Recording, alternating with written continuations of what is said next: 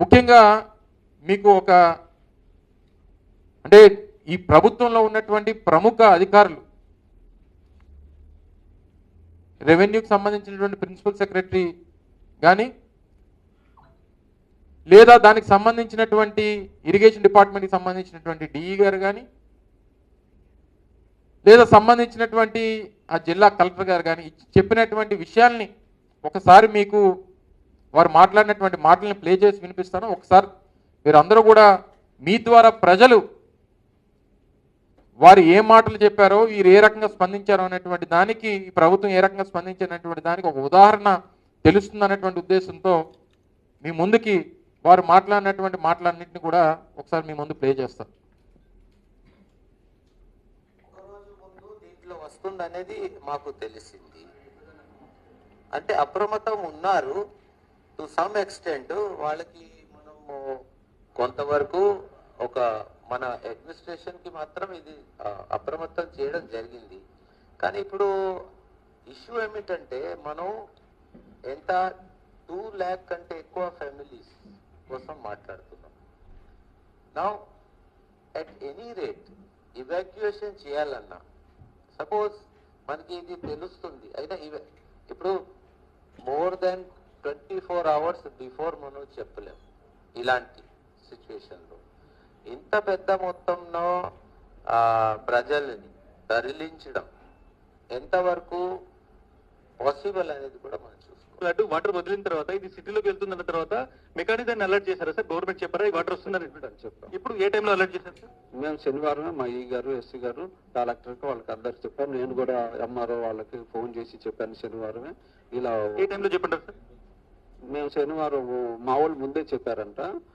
మేము శనివారమే మధ్యాహ్నం, మాకు ఇక్కడ పొద్దున శనివారం పొద్దున్న వరకు అసలు ఏం లేవు. మధ్యాహ్నానికి వాళ్ళకి ఇన్ఫర్మేషన్ చేసాం, మేము సాయంత్రం ఆపరేట్ చేస్తాం అండ్ అలర్ట్ చేయండి అని. శనివారం మధ్యాహ్నానికి మీరు ఒక అలర్ట్ అనేటువంటిది ఇక్కడ నుంచి మేము ఆపరేట్ చేస్తాం చెప్పాం. నేను కూడా డైరెక్ట్ గా ఎంఆర్ఓకి అందరు ఫోన్ చేసి చెప్పాను. శనివారం మధ్యాహ్నం తర్వాత మీకు అర్థమైపోయింది ఫ్లడ్ వస్తుంది అనేటువంటిది. వస్తుంది, ఓపెన్ చేయాల్సి వస్తుందని ముందే చెప్పాం. ఇది ఇంత నిర్లక్ష్యంగా ప్రభుత్వం వ్యవహరించింది అనేటువంటి దానికి మీరందరూ కూడా ప్రభుత్వ అధికారులే కదా, వివిధ హోదాల్లో ఉన్నతమైనటువంటి స్థానాల్లో ఉన్నటువంటి ప్రభుత్వ అధికారులు. రెవెన్యూ డిపార్ట్మెంట్కి సంబంధించినటువంటి ప్రిన్సిపల్ సెక్రటరీ వారు చెప్పేటువంటి మాట ఏంటంటే, మాకు ముందుగానే తెలుసు, కానీ 2 లక్షల కుటుంబాలని మేము తరలించడం ఇది సాధ్యమా కాదా అన్నటువంటి దాంట్లో అసలు ఇది పాసిబుల్లా కాదా అనేటువంటి ఉద్దేశంతో వదిలేసామని చెప్పి చెప్తున్నటువంటి మాట. ఒకవేళ చెప్తే ఎక్కడ ప్రజలు ప్యానిక్ అయిపోతారని చెప్పి మేము చెప్పలేదని చెప్పి మాట్లాడుతూ ఉన్నారు. ఇది ఎక్కడో పోనీ కొండల మధ్య, లేకపోతే సహాయం అందించేటువంటి దానికి అవకాశం లేనటువంటి ప్రాంతాల్లో, లేదా సెల్ ఫోన్లు సిగ్నల్ లేనటువంటి ప్రాంతాల్లో, లేదా మనం వెళ్ళి వాళ్ళని కాపాడి తీసుకొచ్చేటువంటి దానికి అవకాశం లేనటువంటి ప్రాంతాలు అయితే సరే, వారు చెప్పిన దానికి అది సరే సాధ్యపడదేమో, అవకాశం లేదేమో అని చెప్పి చెప్పుకోవడానికి. విజయవాడ నడిబొట్టున జరిగిందండి. విజయవాడ పరిసర ప్రాంతాల్లో నాకు తెలిసి కొన్ని వందల ఫంక్షన్ హాల్స్,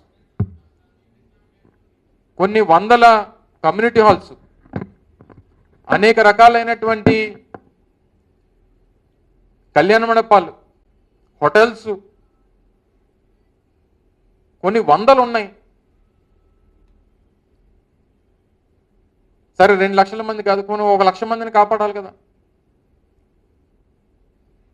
అంటే ఇలా విపత్తు ఉంది, ఇంత నీరు వస్తుంది, వీళ్ళు మునిగిపోతారని చెప్పి తెలిసినా సరే సరే పోతే అందరినీ పోనేలే అని చెప్పి వదిలేస్తారా? ఆయనేమో మేము ముందు రోజే చెప్పాము వరద వస్తుందని చెప్పి, నీరు వదలాల్సినటువంటి పరిస్థితి వస్తుందని చెప్పి మేము ముందుగానే చెప్పామని చెప్పి సంబంధించినటువంటి డిఈ గారు చెప్తారు. సంబంధించినటువంటి ఎంఆర్ఓలకి అందరికీ కూడా మేము తెలియపరిచామని చెప్పి ఇరిగేషన్ డిఈ చెప్తారు. జిల్లా కలెక్టర్ గారేమో మాకు సంబంధించినటువంటి ఏ రకమైనటువంటి అలర్ట్ మాకు లేదని చెప్పి జిల్లా కలెక్టర్ గారు చెప్తారు. ఏంటిది ఈ కోఆర్డినేషన్ లేకపోవడం ఏంటి? ఇంత పెద్ద ఎత్తున వరద వచ్చి ఇన్ని వేల క్యూసెక్లు నీరు వస్తున్నటువంటి సందర్భంలో మీకు ముందుగానే తెలిసి కనీసం ప్రజల్ని రక్షించాల్సినటువంటి బాధ్యత మీకు లేకపోవడం అనేటువంటిది ఎంతవరకు సమంజసం?